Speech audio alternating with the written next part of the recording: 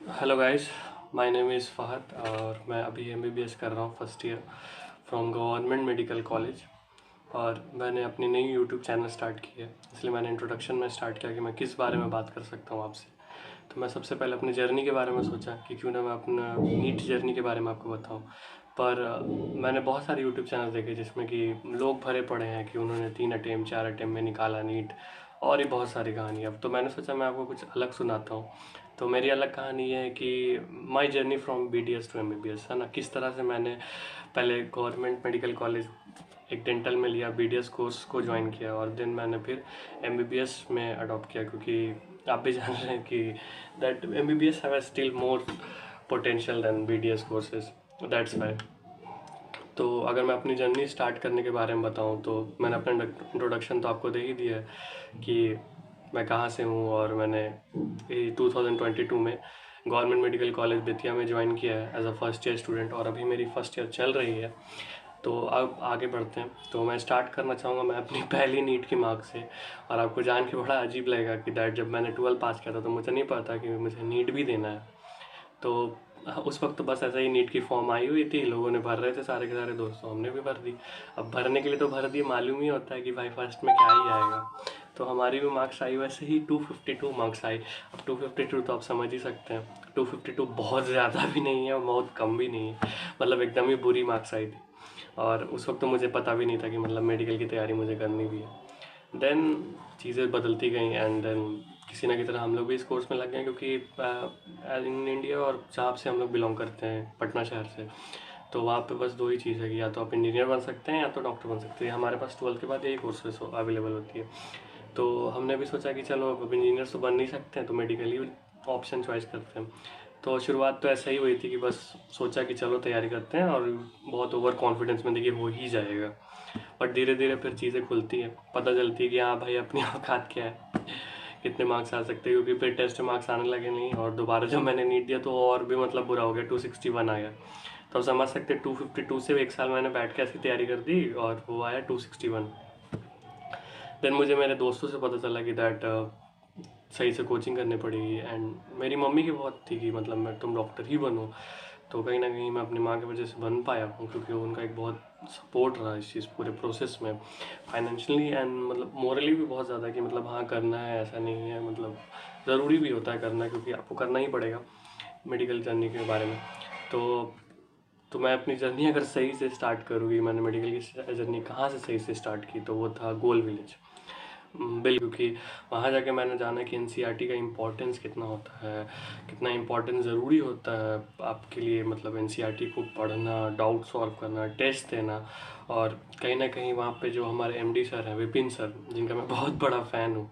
Fan इसलिए हूँ क्योंकि कहीं ना कहीं उन्होंने मुझे बहुत सपोर्ट किया इस पूरे जर्नी में। और कहीं ना कहीं 261 या 300 मार्क्स से आप कह सकते हैं मैंने स्टार्ट किया, और मुझे 601 मार्क्स पर वो लेकर आए 2020 में।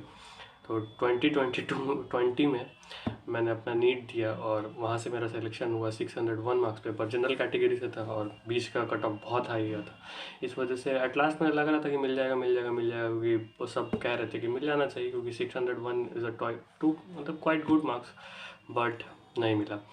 तो एक्चुअली में मुझे लास्ट में जाके फिर मॉप अप राउंड में लेना पड़ा Patna dental college and hospital BDS course के तहत।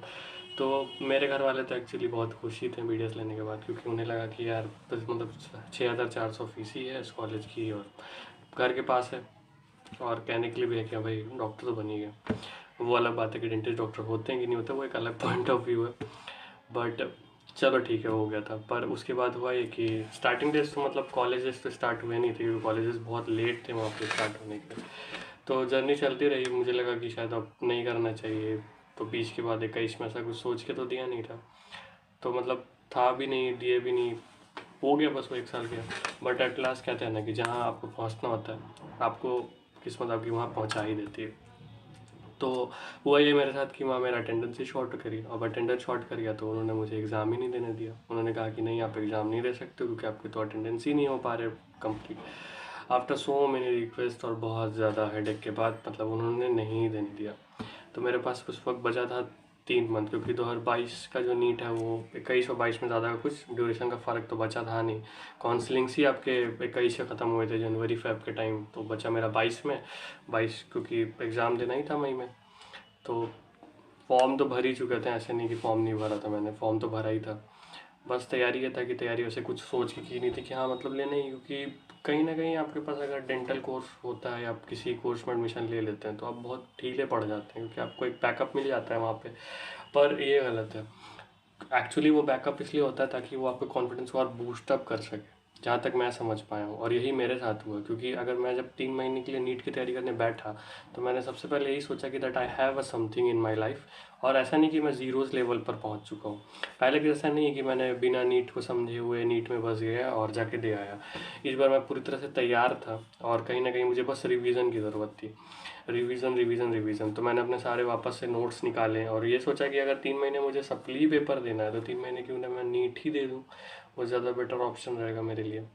तो इसलिए मैंने सीधा एग्ज़ाम ये सारे वापस से निकाले, टेस्ट सीरीज़ वापस गोल में ही ज्वाइन किया, क्योंकि मैं तो गोल से ही था, गोल विलेज से, और मुझे वहाँ के पैटर्न्स भी समझ आ गए थे कि हाँ मतलब एग्ज़ाम्स के पैटर्न कैसे आते हैं, और नीट के पैटर्न समझ आ गए थे। एंड 601 मार्क्स था, तो आप समझ सकते हैं कि कहीं ना कहीं एक बेस लेवल तो गोल विलोज ने और गोल वालों ने बना ही डाला था, और मैंने खुद ने बना डाला था एनसीईआरटीज़ को पढ़ पढ़ के। एनसीईआरटीज़ के अगर इंपॉर्टेंस से बात करें तो कहीं ना कहीं मैं एक दिन इस पर एक वीडियो भी बनाऊंगा कि एक ड्रॉपर के लिए एनसीईआरटी कितनी इंपॉर्टेंट है। वैसे तो सबके लिए इंपॉर्टेंट है, पर एक ड्रॉपर के लिए खास के एनसीईआरटी कितनी इंपॉर्टेंट है, क्योंकि हम लोग उसकी इंपॉर्टेंस समझते नहीं हैं।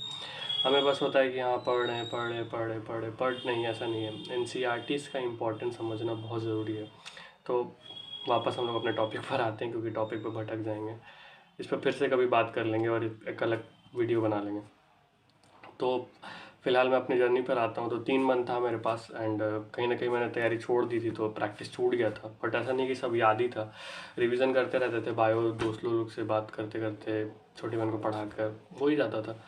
तो वापस से जब मैंने पढ़ना स्टार्ट किया और मैंने अपना सबसे पहला टेस्ट सीरीज़ जब ज्वाइन किया तो दिया, तो टेस्ट मैंने दिया तो मेरे मार्क्स कुछ 500 के अप्रॉक्स आ रहे थे, 500 समथिंग, वो याद नहीं है मुझे, वो आ रहे थे। तो मैंने सोचा कि चलो ठीक है, क्योंकि मैंने एक चीज़ सीखी थी अपने टीचरों से कि सपोज़ दैट आप टेस्ट सीरीज़ देते हैं और टेस्ट सीरीज आप भाग रहे होते हैं, क्योंकि आपका मार्क्स कम आ रहा होता है।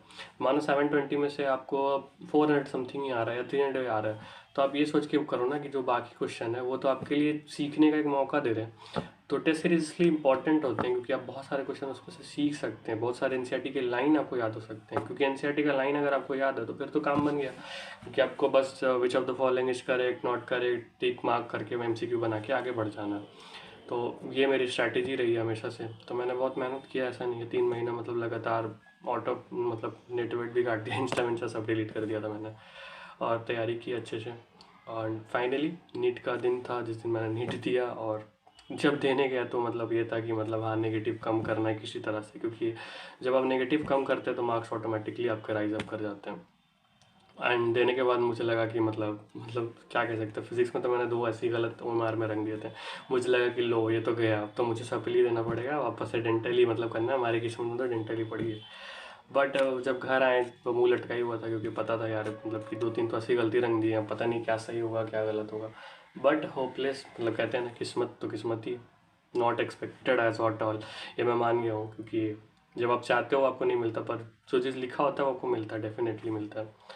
तो फिर मैंने स्टार्ट किया वहाँ से अपनी जर्नी। एंड देन जब मैंने दूसरे दिन फिर OMR मिलाया रात को, तो मतलब OMR निकालते निकालते गूगल ही फेल हो गए थे निकलते निकलते। फिर जब मैंने दूसरे दिन सुबह में मिलाया तो आई फाउंड दैट कि या मैं कॉलेज तो पहुँच जाऊँगा MBBS, एंड फाइनली पहुँच ही गया। अब कह सकते हैं कि मतलब हाँ कट ऑफ भी 2022 के थोड़े अजीब ही टाइप के थे, बट क्यों ही नहीं। बट मैं इन फर्स्ट ईयर अभी 2022 में एडमिशन ले चुका हूँ गवर्नमेंट मेडिकल कॉलेज में। तो ये थी मेरी नीट की जर्नी पूरी की पूरी, और कह सकते हैं कि फ्रॉम अ नॉर्मल पर्सन आज मैं एक मेडिको हूँ, एक डॉक्टर हूँ। और बहुत अच्छा लगता है जब आप एक मेडिको बन जाते हैं, क्योंकि लोगों का नज़रिया आपके लिए बदल जाता है कहीं ना कहीं। आप डेंटल थे फिर भी आपको लोग इतना थे कि हाँ मतलब चलो ठीक है, नहीं हुआ, क्योंकि कहीं ना कहीं आप BDS ज्वाइन करने के बाद या आयुर्वेदिक कुछ भी आप ज्वाइन कर लेते हैं, एक गिल्ट रह जाता है हमेशा दिल में कि हाँ मतलब कि यार हमने तैयारी तो कोई और चीज़ की थी और कुछ हो गया कुछ और। भले आप डॉक्टर हैं बट एक गिल्ट तो रह जाता है, और कहीं ना कहीं मेरे अंदर भी एक गिल्ट था कि हाँ सही बात है, क्योंकि लोग ना बोले पर वो बातों में कह ही जाते हैं और वो बुरा लग जाता है। आप कितने भी स्ट्रांग बने, आप कितने भी अपने आप को डिफेंड कर लें कि नहीं यार हमने गवर्नमेंट कॉलेज निकाली है, हम भी डॉक्टर बन रहे हैं, हम ऐसा नहीं कि डेंटिस्ट डॉक्टर्स नहीं होते, बट वो रह जाती है और वहीं कहीं ना कहीं मेरे साथ भी थी। तो इस जर्नी में मुझे बहुत सही लगा क्योंकि बहुत चीज़ें मैंने सीखी, बहुत सारे लोग ऐसे थे जिन्होंने मेरा साथ दिया और कहीं ना कहीं फैमिली सपोर्ट भी था एक बहुत बड़ा, क्योंकि फैमिली सपोर्ट के बिना आप ये नहीं कर सकते हैं। तो फैमिली सपोर्ट भी था। तो ये थी मेरी journey from BDS to MBBS। और आज मैं फर्स्ट ईयर MBBS कॉलेज में पढ़ रहा हूँ। और ये मेरा पहला फर्स्ट यूट्यूब वीडियो है अपने यूट्यूब चैनल पे, क्योंकि यूट्यूब चैनल बनाने का मेरा बहुत टाइम से था, क्योंकि मुझे एडिटिंग और ये सब में बहुत इंटरेस्ट है। तो फाइनली मैं अपने यूट्यूब चैनल पर आ रहा हूँ। और थैंक यू गाइस, अगर बहुत अच्छा लगूँ तो लाइक सब्सक्राइब कमेंट कर देना और शेयर कर देना। बाकी मैं अगली वीडियोस बनाते रहूँगा। और अगर मैं अपने चैनल्स पे बात करूँ कि मतलब कि ये किस बारे में ये चैनल होने वाला है, तो मैं आपको इसमें नीट्स के बारे में पढ़ाऊँगा। सबसे पहले नीट यूजी के बारे में कि हाँ आप कैसे तैयारी कर सकते हो, नीट यूजी के बारे में, NCERT के क्या इंपॉर्टेंट है, बहुत सारे इस टॉपिक पर वीडियो बनाऊँगा। इवन मैं आपको NCERT पढ़ाऊँगा भी अपने शॉर्ट्स के थ्रू कि NCERT के लाइन को कैसे मैं ईजिली वे में आपको समझा सकूँ, इस बारे में भी मेरा यूट्यूब चैनल होने वाला है। तो बस आप लोगों का सपोर्ट सही है। तो थैंक यू गाइस, अच्छा लगे तो लाइक सब्सक्राइब एंड कमेंट कर देना। Thank you.